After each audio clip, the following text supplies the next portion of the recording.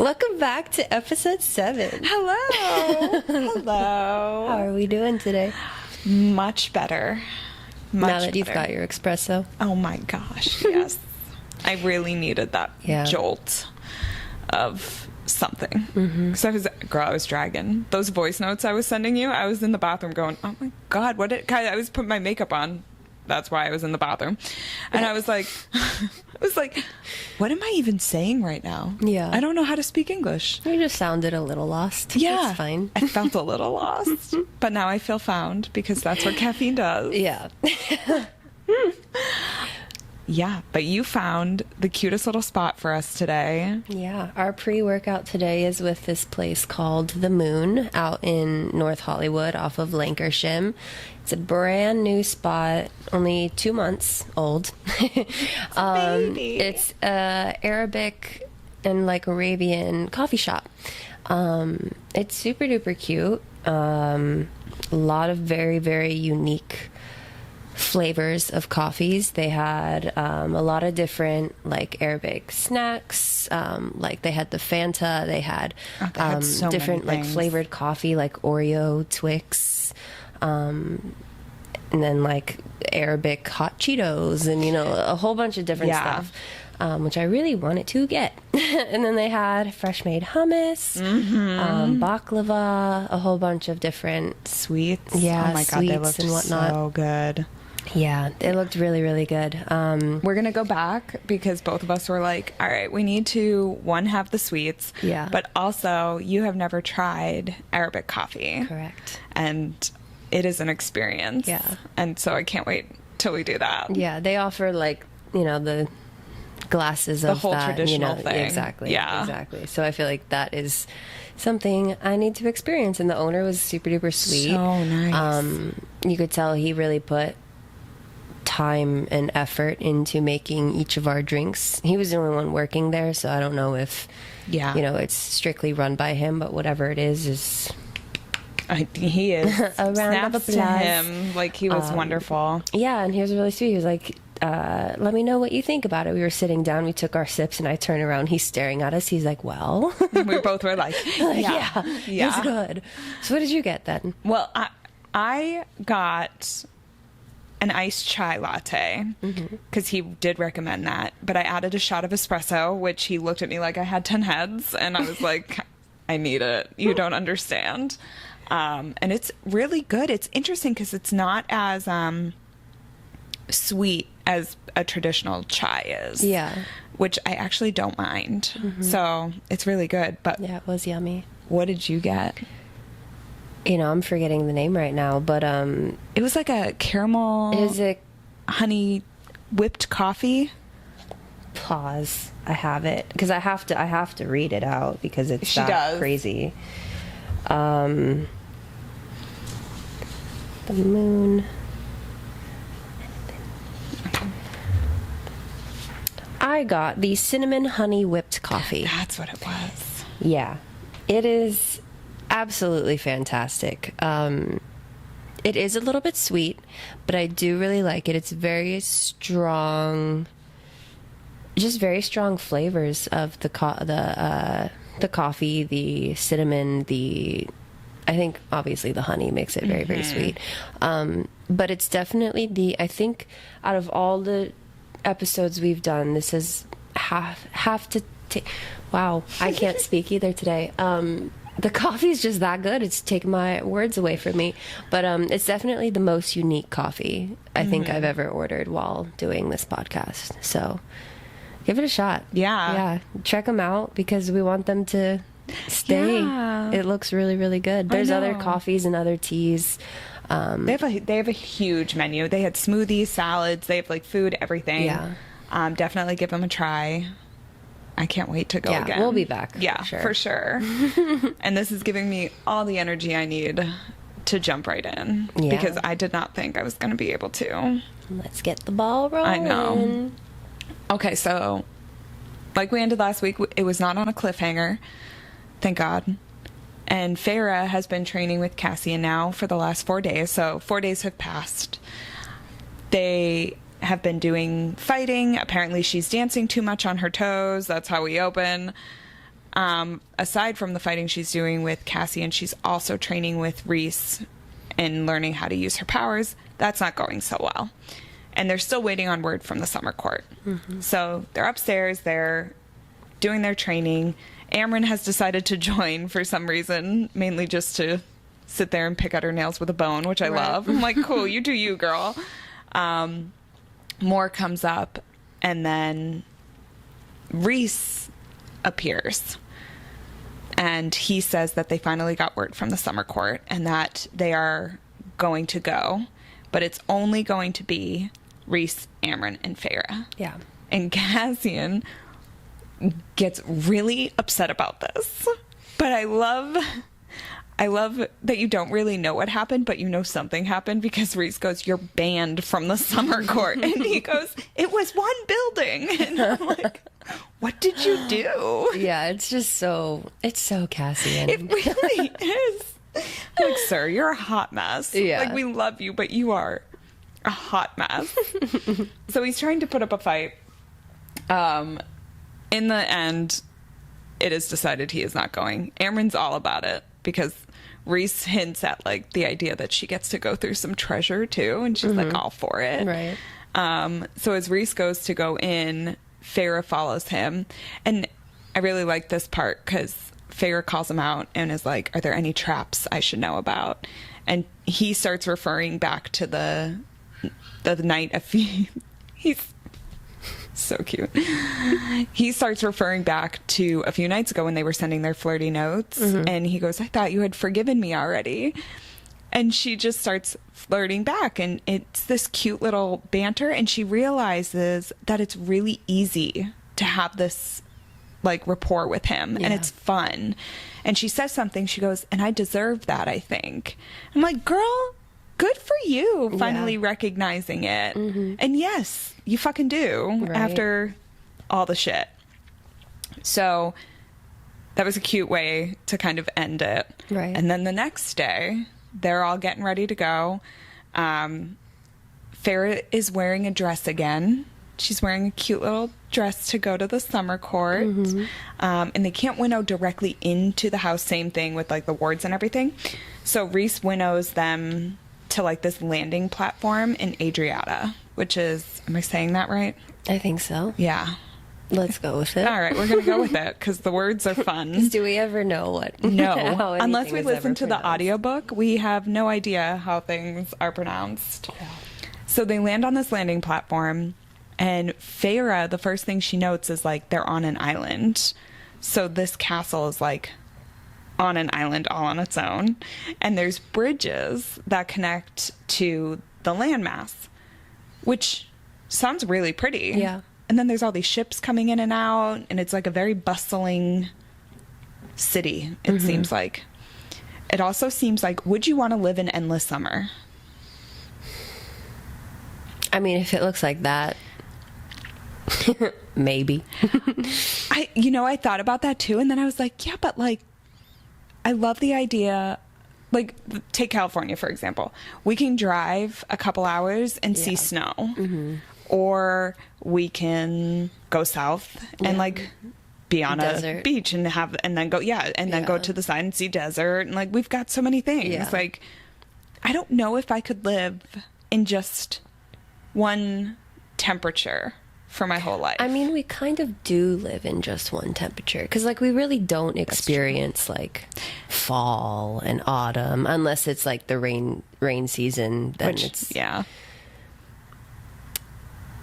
I think I could if it was, like, if it was, I don't know. See, I don't know. I wish, because, like, thinking about it, summer court sounds phenomenal like that. But then also, as we know, our love for Valeris. But then also the autumn court. The autumn court, I'm like, oh. That calls to me too. Yeah. Spring, no. Sure. Like a little bit of spring. I think Tamlin ruined it for me. Yes. But, like, you can get a little bit of spring in the summer. It's fine. Yeah. But, yeah, I don't know. Yeah. I'm kind of in the same boat, because like growing up in New England, like I love winters too. Yeah. I just don't want to ever live there again because winters last freaking forever. Yeah. So I'm like, no thanks. Yeah, and someone who's only lived in California, Yeah. all I know is heat. That's in the little bit of like rain and fall that we do get. Yeah. Although That's last it. year we got so much rain. Yeah, we did. Last year was like a rainy year. I liked it. I did too, My actually. apartment didn't, but I did. Oh, yeah.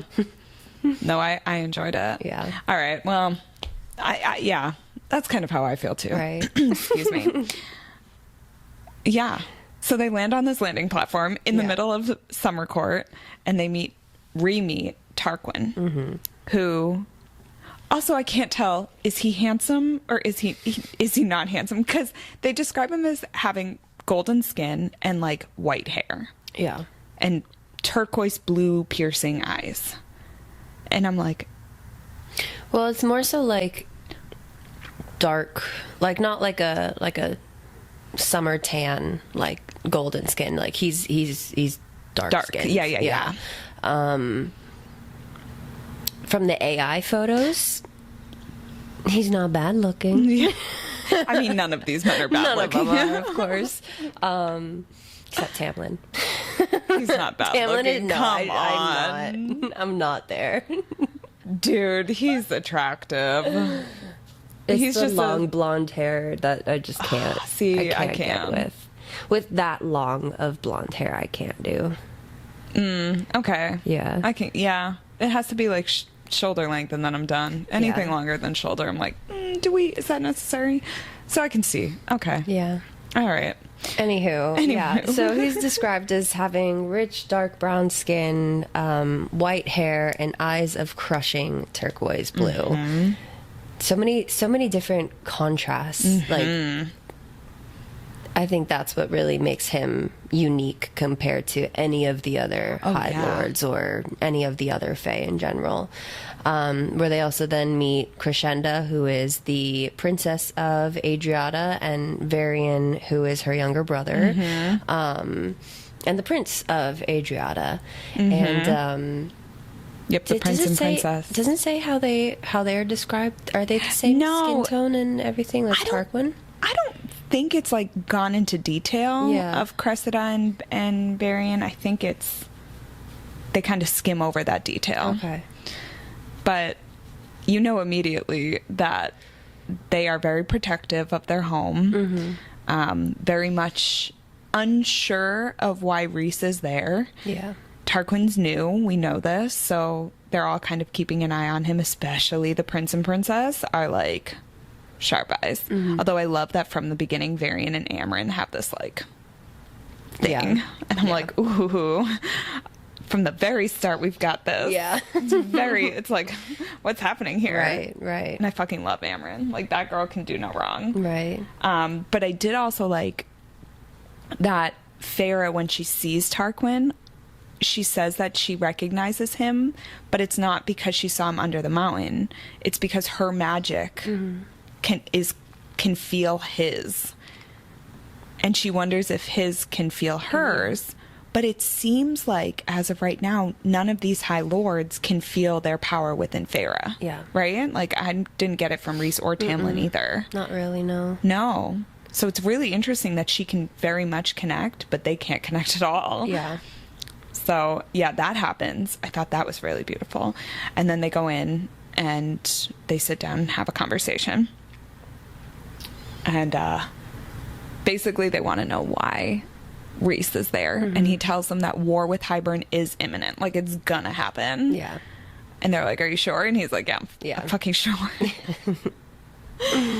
And Tarquin then brings up a very interesting subject. And he's like, well, on the subject of war, I'm afraid we might go to war with the Spring Court. Like, it seems like we have tenuous relations with them. And now we're here harboring Feyre. And Cressida makes a point. She's like, as Tamlin's bride, technically, like, we could tell him that you are here and he has every right to come get you and bring you back. Right. And Rhys loses his shit. And he's like, if you do that, it will not end well for you. Which then my question would be, like, because they didn't get married, and she did give him that letter, would she technically be considered his bride? That's exactly what I thought too. When I read that, I was like, but she's not. Yeah. She never said I do. The ring is gone. Yeah. The letter was received. Yeah. We hope. Yeah. There's no grounds for war. Right. It's an interesting turn. Yeah. I would have been intrigued if Sarah would have wrote a little more depth with that, or if something were to happen with that. Oh, I just think it's interesting because, like, Farrah, they're kind of feeling her out, and Farrah does play a role where she, like, knows she has to seduce almost Tarquin. But I'm surprised that when that statement was made, she didn't defend herself a little bit more. Like, she was like, no one has to be concerned with that. She did, like, say that, but part of me was like, oh, like, she kind of held back a bit, which I get because she's in someone else's court. But it seemed interesting because even later, when Rhys comes into her room after the dinner, she kind of, well, I'm skipping ahead, but she kind of even is like, is war going to happen with him? Like, she questions it. And I'm like, but you already wrote the note. You aren't his bride. Like, Yeah. all of a sudden you're going down that path. I got a little confused. Yeah. I mean, I would question that too, especially if, I mean, me being a new fae and not really being born into that world and not That's knowing true. the rules and everything like that, to then hear a legitimate prince and princess of where we just landed being able to say, hey, she could, like, or he could do this because of that, you know, like, Yeah. I think that I would probably question it a little bit just for my safety of, like, oh, Yes. fuck, wait. Yeah. Do I have a fire under my ass right now? You know, that sort of situation. Yeah, I definitely didn't. That's a good point. Like, being new. Yeah. And not really knowing the laws and customs Right. and all that stuff. That makes perfect sense.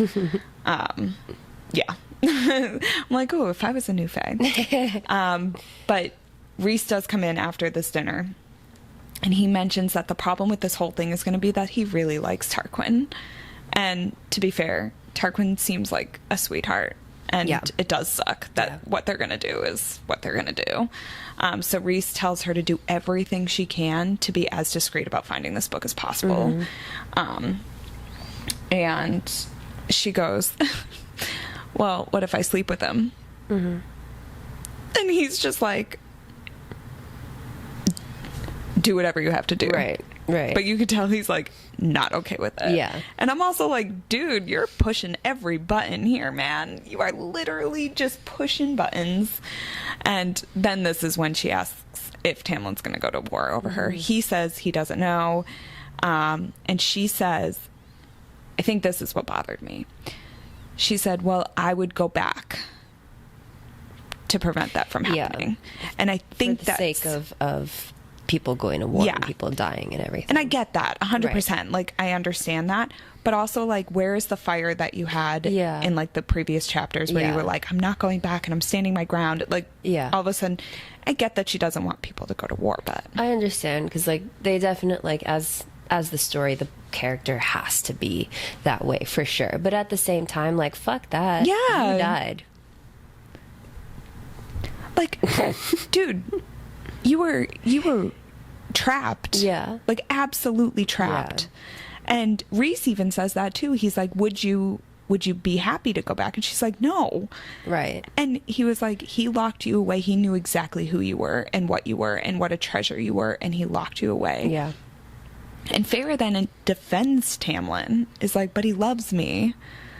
And yes, he does. But Rhys even says, what does he say? Love is a poison. Love can be a poison. Yeah.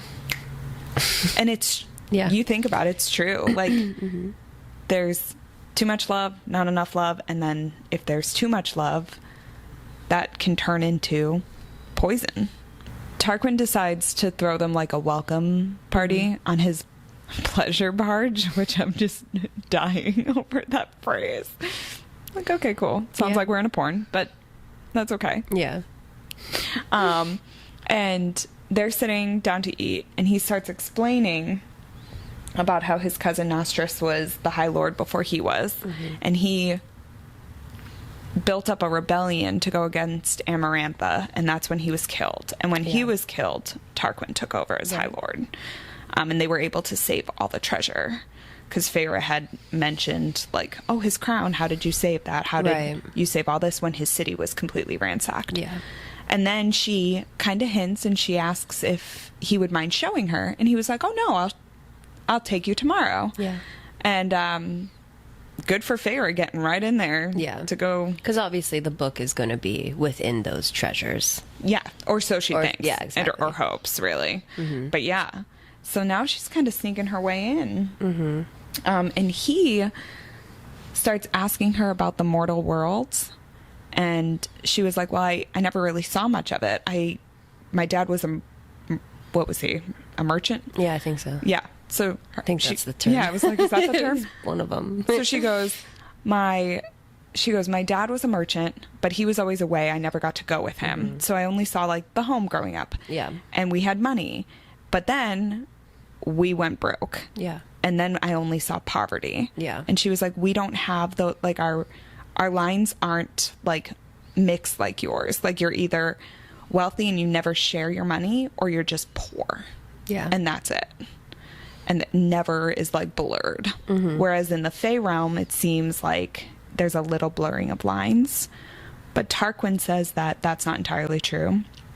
And how even the lesser high Fae that he has in his employ make more than lesser Fae do.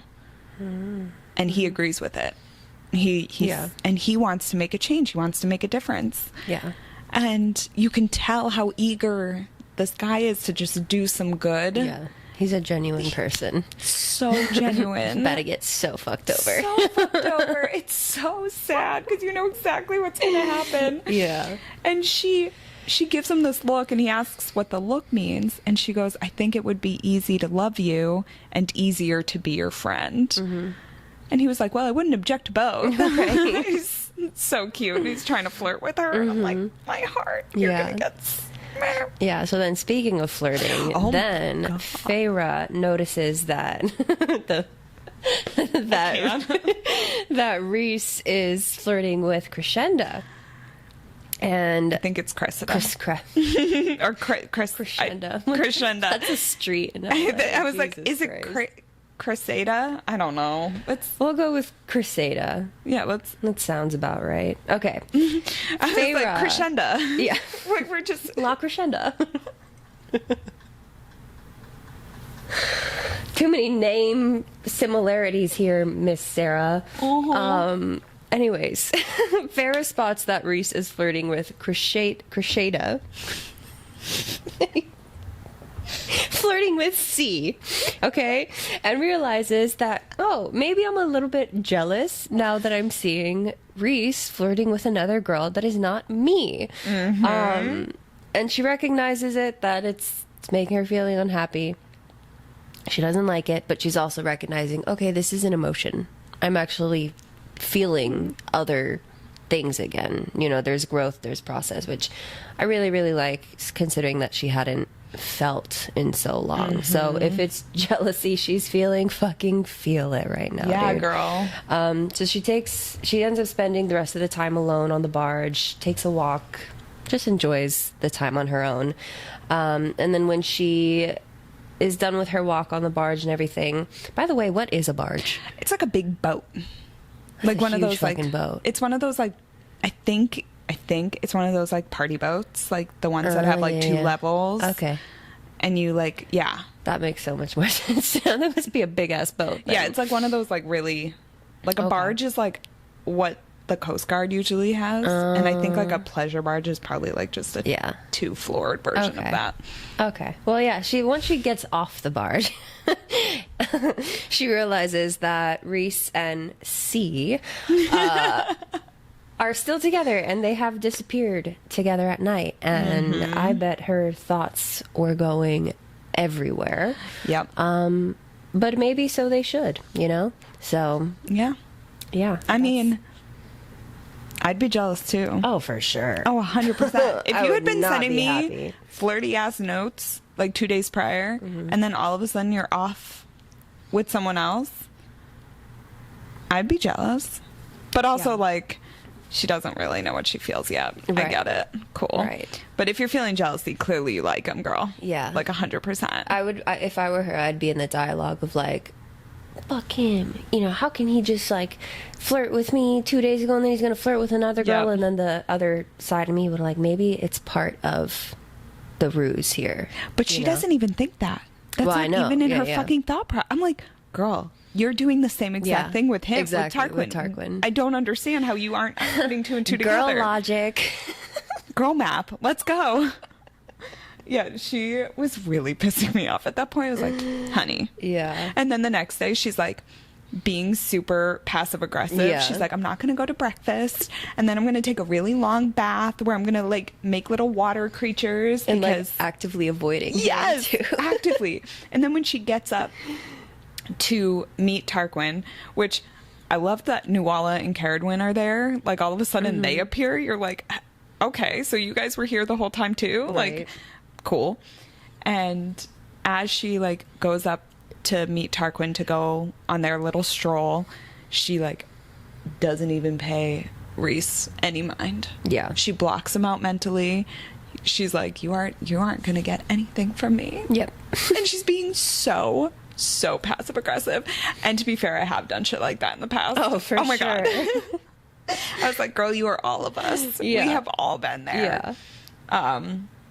Yeah, which I did love. And then they go on their little stroll, and Tarquin starts taking her around to his little treasure rooms. And so she sees like all this jewelry, and one of them is this beautiful ruby necklace, and then this necklace made of black diamond, and she can't stop staring at it. And so he walks over and he tells her to take it, and she's like, what? And he was like, for everything you did under the mountain, take it, it's yours. And she tries to argue. She's like, I can't accept that. And he's like, please just take the damn necklace that I'm offering you. And he makes a point to mention, he's like, it doesn't belong here anyway. It would fit in at the night court. Yeah. Which, true. would. Yeah. Like, I don't understand why a necklace of black diamonds doing in the summer court anyway. That seems extremely out of place. But then Tarquin starts kind of bringing up his own agenda with Feyre, and he's like, I could use an ally in the north. And he was like, maybe you could be like, work with me, and you seem to have some sway with Rhys, you seem to be able to like talk to him, confide in him, all of this stuff. And he was like, he knows that Rhys knew what was happening under the mountain. So he knew what Rhys was doing under the mountain. He knew that when the other member of the summer court was caught, he knew exactly what was happening. And instead of ratting Tarquin and the summer court out, he obviously lied. And then instead of making the poor guy lose his mind, he killed him instead. And Tarquin was like, he said something, and this is exactly what we were saying, and what we already know, is that he thinks that Rhys just played the part of Amaranthus whore to get the attention off of everyone else. Yeah. And he like really hit the nail on the head there. And Feyre's like, you need to stop, man, because I can't tell you anything. I can't commit to anything. Like, I am just a member of Rhys's court. I'm nothing else. So Tarquin apologizes. He said, all of this is new. This is just like him just trying to figure it out.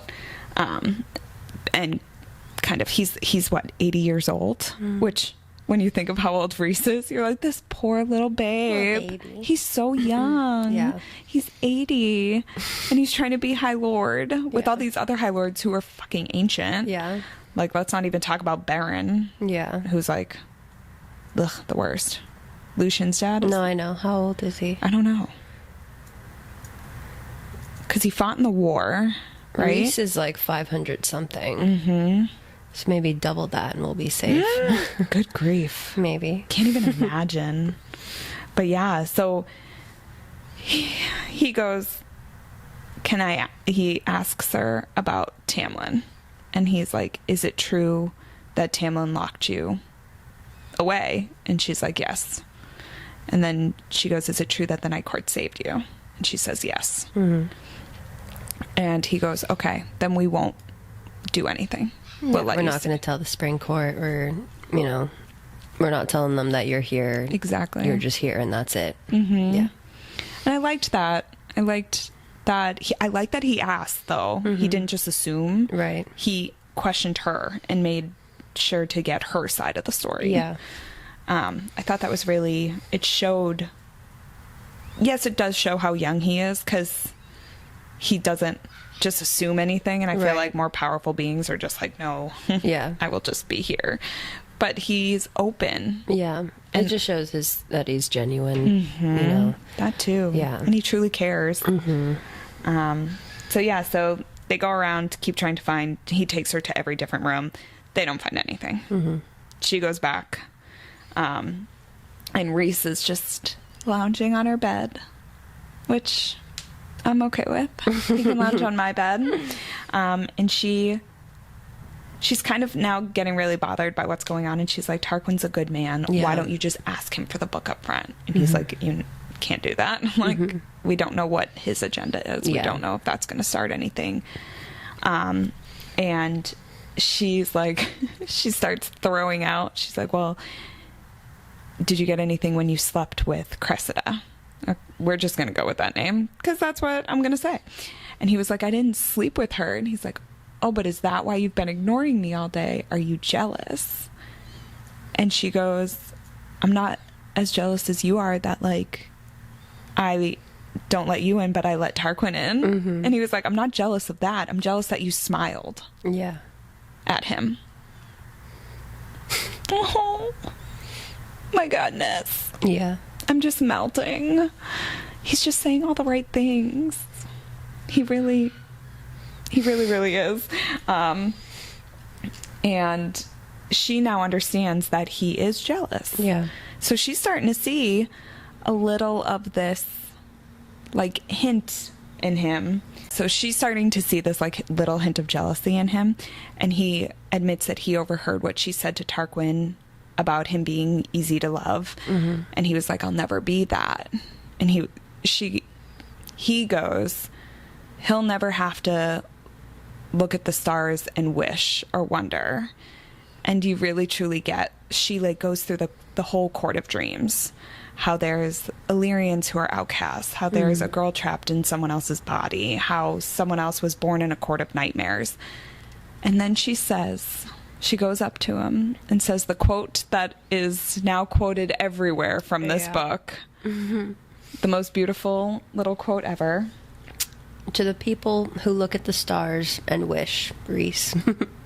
To the stars who listen in the dreams that are answered, is how he replies. Yeah. I read that line like 10 times. Just because I really like when I read to let things sink in.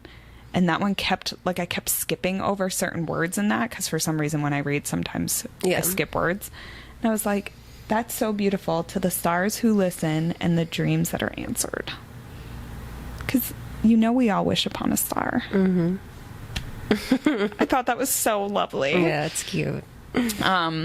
Yeah, so they finally get over their drama. Yeah. She spends another 2 days looking for this damn fucking book. Can't find it. As she's out strolling through the city, she's walking back up, and she looks over and she sees this building that's covered in, like, seaweed and moss and everything. And she can only see, like, half of the building because the tide, like, goes to cover it. And she feels immediately drawn to this, like, outhouse looking building thing. And she's like, I think that might be it. But she doesn't want to do anything until it's confirmed. Mm-hmm. So she goes up, they go to dinner, and she brings it up at dinner. She is talking to Tarquin about something, and they're like, oh, well, maybe we can go to the city tomorrow. And she says, well, why don't we take the causeway and go see that cute little building that's out there? It seems so adorable. And he was like, immediately like, no. Yeah, she could tell that the body language from not only Tarquin but Crescenda, whatever the fuck her name is definitely off. So that gives her answer of, okay, that is probably like 90% sure that's where the book is. And they just say, no, like, there's no point, it's just a temple ruin. It's nothing really. But again, not only the body language, but then the wariness in her eye, in his eyes, she's like, oh shit, no, that's where the book is. And so that is where then Feyre then uses her own powers to get into Tarquin's mind and cool his worries as to why she's asking or urging to go to this the ruin or whatnot, which is dope. I mean, we're then seeing again how much power she has and how much control she has over those powers, considering only a few weeks ago she didn't know how to do anything. Now she's able to go into a complete stranger's mind, cool down his worrying thoughts for this whole scheme that they have in their agenda. It's crazy. Yeah, it's like she's cool. Never done it before. And she did it, and she like out of instinct. Yeah, she did the whole thing. It came natural to her. Yeah. That was so cool. I was reading it going, what a gift to have. I would not mind that. Yeah. So love that she did that. Yeah. Love that also she noticed that Rhys probably did it to Cressida and Varian. But now it's confirmed. And so she goes back to her room. She waits for Rhys and Amren to come join her. Rhys gets there first and like applauds her immediately and is like, good fucking work. Because usually it takes someone with your gifts months to learn how to do something like that. And you did it seamlessly. And then she starts being like, she feels guilty about it. She says that I'll never forgive him. And he was like, it comes with the territory. Like, it's a price that you have to pay, but it outweighs the cost. Like, the benefit outweighs the cost. She gets mad and starts bringing up how he had gone into her mind in the past. And she was like, what was the benefit of that? And he goes, I didn't know how you were in the spring court. You scared the shit out of me, and I couldn't just walk in, so I had to do something. Yeah. And they hear Amren come, and he says, I'll explain it later. So now I'm really interested, because I don't really remember the explanation fully, like that conversation. I don't really remember that from my first read through. So I'm excited to like hear what he has to say about it. Yeah. And then Amren comes in and goes, all right, so how's this gonna work? Right. And basically Rhys is like, we can't winnow, but I can winnow you there, and then I can like cover the skies, and you guys can go find it.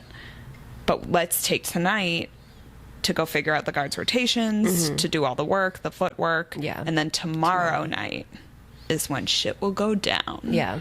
Yeah. And shit is going to hit the fan. And it's unfortunate. And it sucks, but it has to happen. Yeah. It's an exciting next episode we'll get to. That's for sure. Seriously. Yeah. I know I have such a hard time stopping my reading because I just want to keep going because these chapters are so good.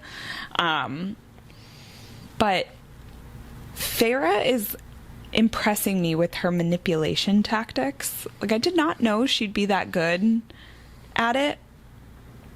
And she really has the ability to, and I think part of why she's able to do it too is because she's genuine in it. It's not pure manipulation. Like, she genuinely likes Tarquin. So I think that helps with that.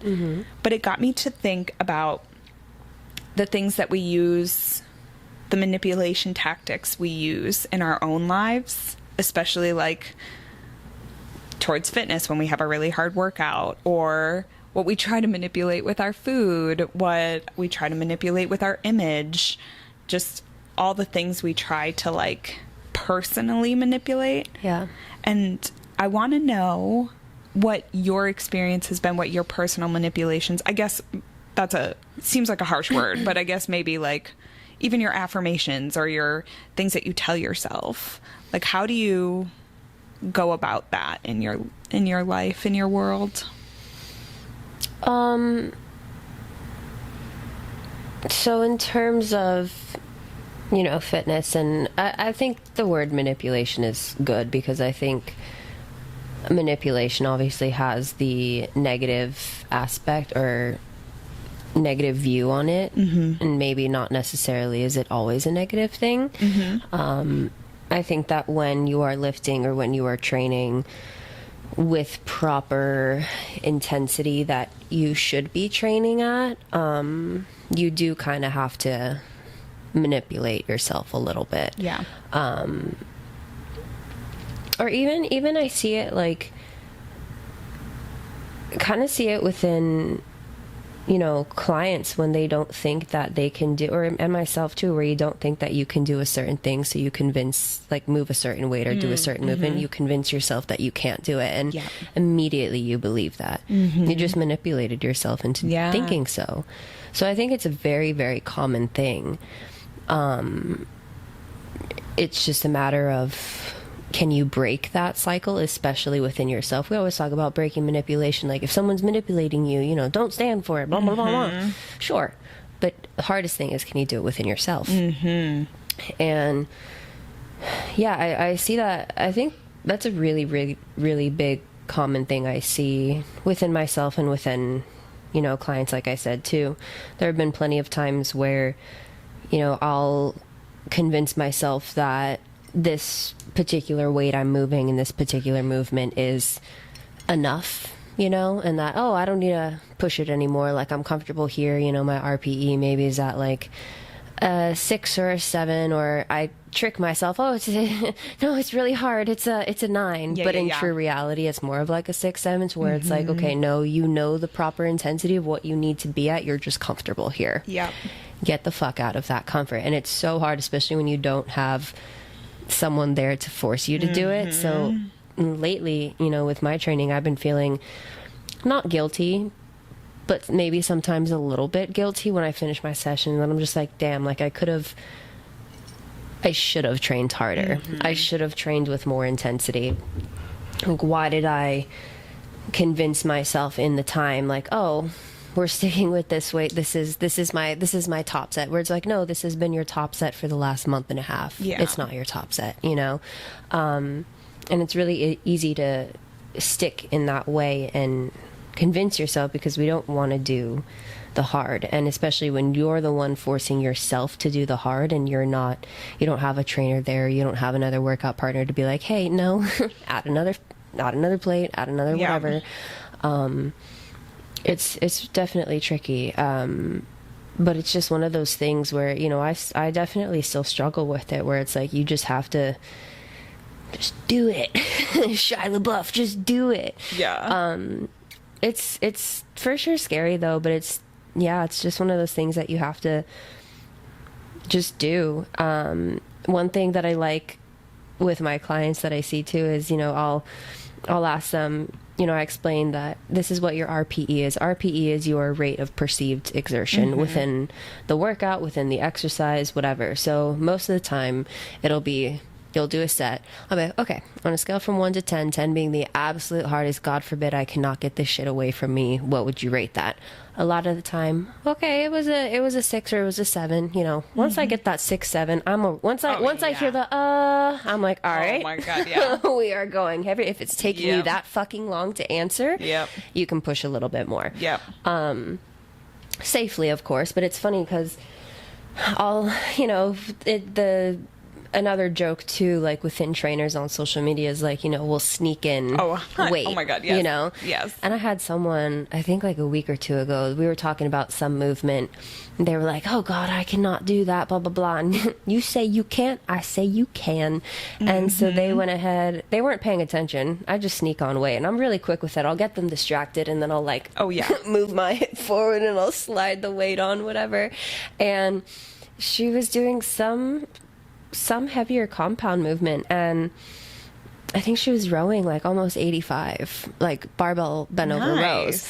And I like put it on whatever she was doing, and she went through like 10 to 12 reps easy. And I was like, what would you rate that scale 1 to 10? She was like, oh, that's about a 6, 7. And I was like, cool, you want to know something? She was like, what? And I was like, that was almost 100 pounds right there. And she was like, wait, what? Yeah. It's like, yeah, like that's, I told you. Yeah. You know what I mean? Because it's like, especially when you're new to fitness, you do not think that you are capable of more than what you are capable for. 100%. A million even us, we're how many years into this shit, and we still surprise ourselves with that, you know? All the time. But especially when you're first time in the gym, which is understandable. Of course, like I would think the same thing too. This is a completely new thing. Yeah. But don't discredit yourself, your entire or your potential whole experience, because you don't think that you can. Yeah. You know? So I think it's really just, you know, it's going to come.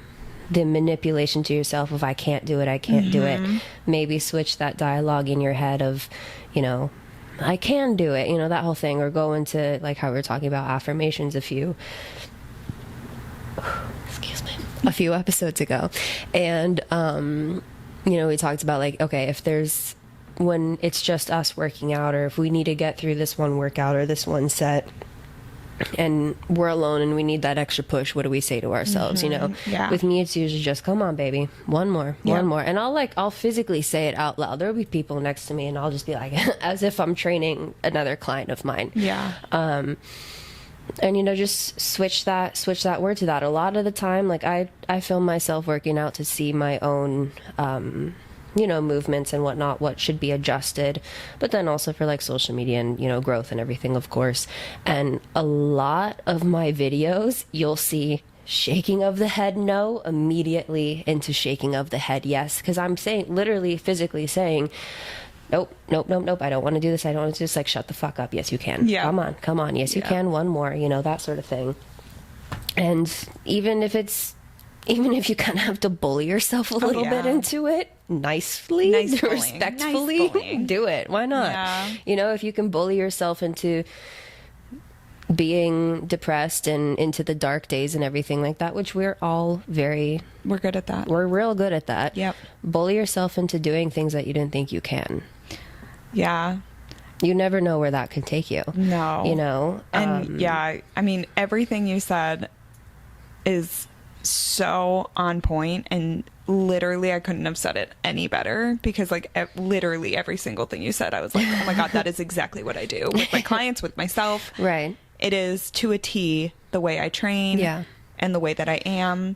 And it's so funny because talking about it within the fitness realm, it's very similar. And I think that's something that you gain over time too. It's just like becomes like a learned thing, and especially because it's our job.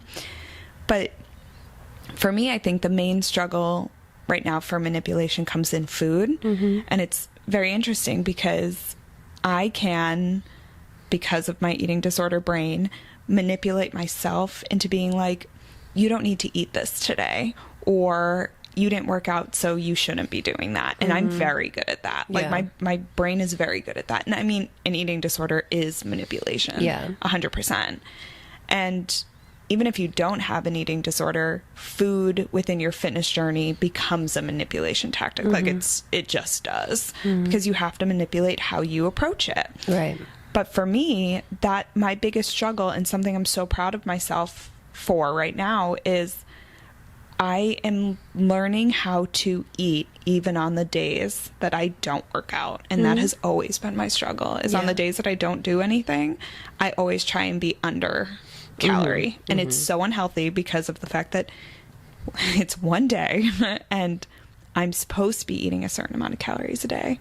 That includes protein intake, like carb intake, everything, because I'm a distance runner, I'm an endurance trainer. Like, and for anybody, even if your goal is muscle gain, if you don't eat that protein, you're not going to hit, if you trained or not, you're not going to gain that muscle. You're not going to hit your goals. And I tell that to all my clients. I'm like, even if you don't work out in the day, if you have a set calorie goal that we're going to hit, we got to hit that calorie goal. It's just, that's what it takes. And I've had to learn that personally.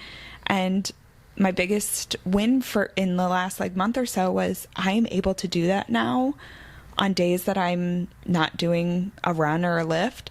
I'm able to still eat and not beat myself up over the fact that I'm still eating. Mm-hmm. And that is huge. Yeah. And it's again, a manipulation tactic that I've had to do, where I've had to say to myself, girl, you're not going to hit your goals if you don't do this. Mm-hmm. And what's more important, your health or this voice in your head? And my health is more important at this point. And I love that. And I also love working with people, especially my female clients right now, and retraining our brains to think about food in a positive way, because we've all been brought up with this negative view on food. Mm-hmm. And it's very interesting because it's another manipulation tactic, because we have to retrain. Mm-hmm. And I just love watching that happen and love watching the growth of it. And I really think like that word is so perfect for like these topics. And it's such an important thing to be doing in your life. And it can have a positive spin. Just like hitting muscle failure is not a bad thing. Right. Manipulation is not a bad thing. It can be a very positive, good thing. Mm-hmm. Yeah, and then I think the only other point we want to bring up too is that you cannot, speaking of manipulation, obviously, you cannot out-train a shitty diet. Yeah. So you cannot manipulate whatever movement or whatever, like if you, let's say, which I do see a lot via social media, not my clients, but just people in general. Yeah. You know, it's like hard day at the gym, light work, blah, blah, blah, blah, blah. They post about going to the gym and then they go grab In-N-Out afterwards. Mm-hmm. Which, fuck, I love In-N-Out. Yeah. Don't get me wrong. It's totally fine. Right. But it also is very, very high in fat, you know, a lot of the grease, everything like that, you know, or just going and drinking a bunch, going out and drinking. Yeah, that's like exactly. really the big one. The drinking is the empty calories, guys. Yes, please don't do that. The big one, or the biggest thing I hear a lot too is, only on the weekends I drink. Only on the weekends I drink. Listen, I love a good glass of wine or some tequila soda, like I do, or a White Claw, like we did a few weeks ago. I love it. Yeah, but in moderation and taken into consideration with your goals. Right. But like that, the only on the weekends thing, or like I only eat out on the weekends, like just because it's the weekend. Yeah. It derails your progress, one, but also like your body is not on the same clock that your mentality is on, where it's like, oh, okay, I worked Monday to Friday, it's the weekend, I get to enjoy. Your body is just on a 24-hour clock. Yep. That's it. It's just another 24-hour days that, or 48 hours that you're living, whatever. Exactly. So it's like, it's not like your body shuts off, or it's like, okay, these calories don't count once you get off work Friday evening. It doesn't work like that. So if you have a set goal, exactly, you're trying to lose, you're trying to gain, anything like that, really, really, really look at yourself in the mirror and ask yourself, how bad do I truly want this goal? Yep. Am I willing to work for it? Am I willing to sacrifice a couple things? Exactly how we talked about that. Yeah. Are you willing to sacrifice a few drinks out of the week, a few nights out? Are you willing to save some money by doing that too? Oh my God, 100%. To better yourself for that longevity of health, because like we covered before, longevity is what everyone wants. We want to fucking live forever. Yeah. We don't want to die, because a lot of us are afraid of dying. I am too. But that's all. It all comes with a price. Exactly. And you don't have to, like, I tell this to everyone too. I'm like, you don't have to give up your entire life for training, because life is too short. You should, if you want a piece of fucking cake, eat the fucking cake. Eat cake. I'm all for it. That's not what we're saying, like, at all. It's, if your goal is to lose X amount of pounds, or if your goal is to be in a competition, or if your goal is to run a marathon, but you're out drinking every night and then you have to wake up at 4 a.m. to go run, it's not conducive to the goals. It's not going to help you in any way. It's probably going to make things harder because your body's not recovering. But if you are, like, for me, I love cooking at home. I love eating healthy. But when I go on vacation, you better believe I am enjoying my vacation. But yeah, so like on those, or when I take those trips, I let myself fully enjoy them, because that's my goal too. Yeah. So yeah, it's just manipulating. Yeah. And it's funny you bring up trips too. One last point is that, you know, like I told you, I'm going to be in Mexico in November, just for a few days. It's a very short trip that's going to be happening. But I've already told my nutritionist, and I told her, hey, look, for the thing, I think, because right now I'm in a surplus, I want to cut back maybe to maintenance, just so I'm a little bit more comfortable. I'm on vacation. Yep. I'm going to be in bikinis. I don't want to feel, you know. So, sorry, is that a feeling? Yes. Current mood right now. But, you know, I kind of want to cut back a little bit on the calories, get to maintenance, feel more comfortable.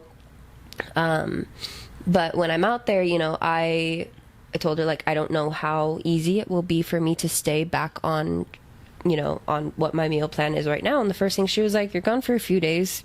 You can intuitively eat. You can free track. I don't really care what the fuck you do. Amen. You're at a vacation, one, but two, you're gone for 3 days. If it were longer than that 3 days, obviously, you're going to have to reassess some certain things. But, you know, it's 3 days. It's 3 days. It's not going to matter. And the amount that you work, it's 3 days does not matter. And that's the other thing. It's you get what you put into it. Right. And right now you're putting a fuck ton into it.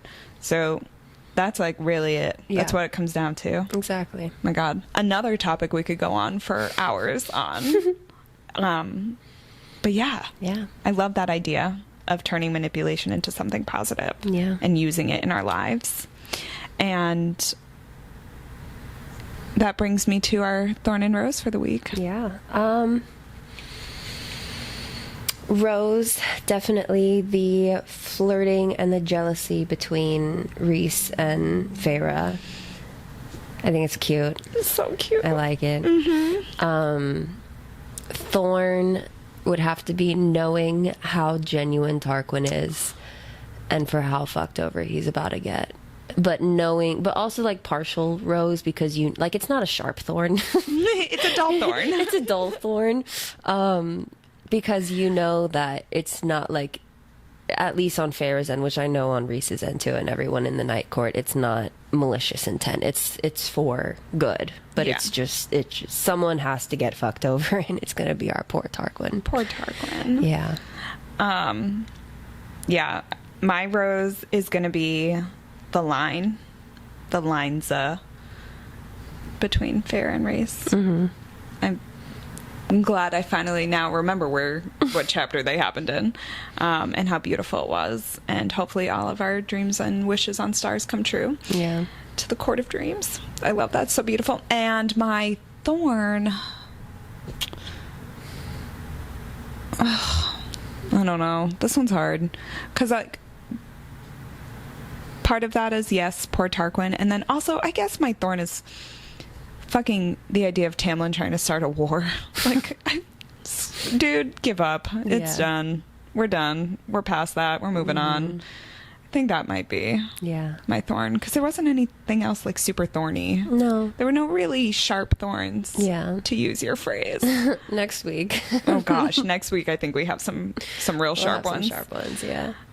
But yeah, so email us your Thorn and Rose for the week, and can't wait to get into the hell that's going to be raised in the next episode. And we will see you next Tuesday for episode 8. We're almost done with this book. Dude, I know. Yeah. It's crazy. So we will see you next week.